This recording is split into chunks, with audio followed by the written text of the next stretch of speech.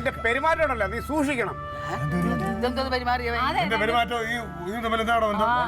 അത് പഞ്ചായത്തിൽ നിന്ന് ആരോ വന്ന് വരച്ചേക്കണം. പഞ്ചായത്ത് നിന്റെ അമ്മൂമ്മ വന്ന് വരയ്ക്കാൻ. ഇന്നലെ ഒരുത്ത ഇവിടെ വന്നില്ലേ ഒരു ഭിക്ഷക്കാരൻ പൈസ ചോദിച്ച് അവനെ നീ എന്തോ പറഞ്ഞ വിട്ടേ എന്താ പറഞ്ഞ അവനെ നീ ഭീഷണിപ്പെടുത്തില്ലടാ. അപ്പൊ അവൻ എന്താ തിരിച്ചു പറഞ്ഞ 7 ദിവസം എന്തോ അങ്ങനെ നിസ്സാരമായിട്ട് തള്ളരുത്. ഞാൻ എന്തെങ്കിലുമൊക്കെ പറയുമ്പോൾ നീ എന്നോട് ചാടിക്കടിച്ചോ. പക്ഷേ ഇങ്ങനെ പറഞ്ഞ ആളുകളുടെ സൂക്ഷിച്ച് സംസാരിക്കും. മാർക്ക് ചെയ്തിട്ടൊക്കെയാണ് 7 ദിവസത്തിൽ ആദ്യത്തെ ദിവസം മാർക്ക് ചെയ്ത് കഴിഞ്ഞു. പിന്നെ പത്രം വായിക്കണം, പത്രത്തിലൊക്കെ വരാറുണ്ട്. ഇതൊന്നും മറന്നുപോയ എല്ലാരും. ക്ലീറ്റ് അത് ഒരു കൊല്ലം മുമ്പ് നടക്കുന്ന കാര്യങ്ങളായിട്ട് അതിന്റെ ഫാഷനൊക്കെ കഴിഞ്ഞു. ഒരു കൊല്ലം മുമ്പ് നടന്നല്ലോ, എല്ലാരും മറന്നല്ലോ, ആരും മനസ്സിൽ പാകുന്നില്ലല്ലോ. ഇതെല്ലാം മറന്നു കഴിയുമ്പോഴാണ് വീണ്ടും ഇതുപോലെയൊക്കെ ചെയ്തു തുടങ്ങണത്. എന്ത് ചെയ്തു പറഞ്ഞവര്? അമ്മാവാ ഇപ്പം ഭീഷണിപ്പെടുത്തിയില്ലേ. അപ്പൊ അവൻ തിരിച്ചു പറഞ്ഞു ഇവനെ കൊല്ലുമെന്ന് പറഞ്ഞില്ല. 7 ദിവസത്തിനകത്ത് നിന്റെ കാര്യത്തിൽ തീരുമാനമാക്കുന്നു. അതിന്റെ തുടക്കമാണ് ഇത് ഈ ചെയ്തു വെച്ചേക്കണത്. ഇങ്ങനെ വരച്ചു വെച്ചാ ഇത് മാർക്ക് ചെയ്ത് ഒരാൾ ഒറ്റയ്ക്കൊന്നും അല്ല, ഒരു സംഘം തന്നെ ഉണ്ടാവും. ഇതിപ്പോ വീട് നോക്കാൻ ഒരാൾ അയാളെ ഒന്ന് മാർക്ക് ചെയ്യും. ഇനിയിപ്പോ അടുത്ത് വെച്ച് കഴിഞ്ഞാൽ മാർക്കുകൾ പലയിടത്തും കാണും. ഇനി മതിലിന്റെ അവിടെ മാർക്ക് ചെയ്യും.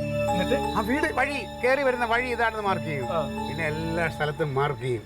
ഇതിലെല്ലാം ഉപരി രാത്രി ഉണ്ടല്ലോ ഓപ്പറേഷൻസ്.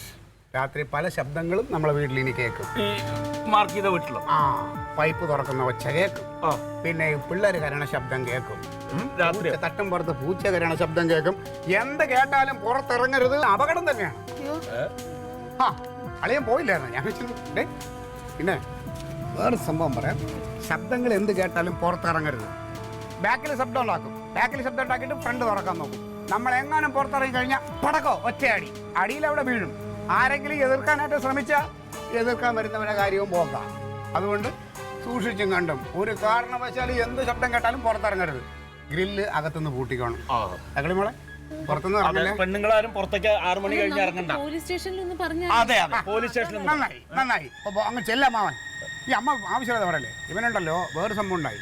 ഇതുപോലെ ഇവൻ പെരട്ടി പോലെ വഴക്ക് പറഞ്ഞ ഒരുത്തനെ സ്കൂട്ടറിൽ പോയപ്പോൾ കല്ലെടുത്ത് ഒരറ്റേറി പടക്കെ അപ്പം തന്നെ വീട് കത്ത്. അതെ ഞാൻ പറഞ്ഞില്ലേ. അതുകൊണ്ട് നമ്മൾ സൂക്ഷിക്കേണ്ടത് നമ്മൾ സൂക്ഷിക്കുക. പിന്നെ വേറൊരു കാര്യം, പണ്ട് ഈ വീട്ടിലെ ഇതൊരു ജാതകം ഇവിടുത്തെ ഇത് ഗ്രഹനില എന്തൊക്കെ നോക്കിയിട്ട് ആര് ജ്യോത്സ്യം പറഞ്ഞു പറഞ്ഞില്ലേ ഇവിടെ ഒരു ദുർമരണത്തിന് സാധ്യതയുണ്ടെന്ന്. അതിന് അപ്പം അതുകൊണ്ട് ഇതുവരെ അങ്ങനെ ഉണ്ടായില്ല. ഉണ്ടാവരുത് തന്നെയാണ് ഞാൻ ആഗ്രഹിക്കുന്നത്.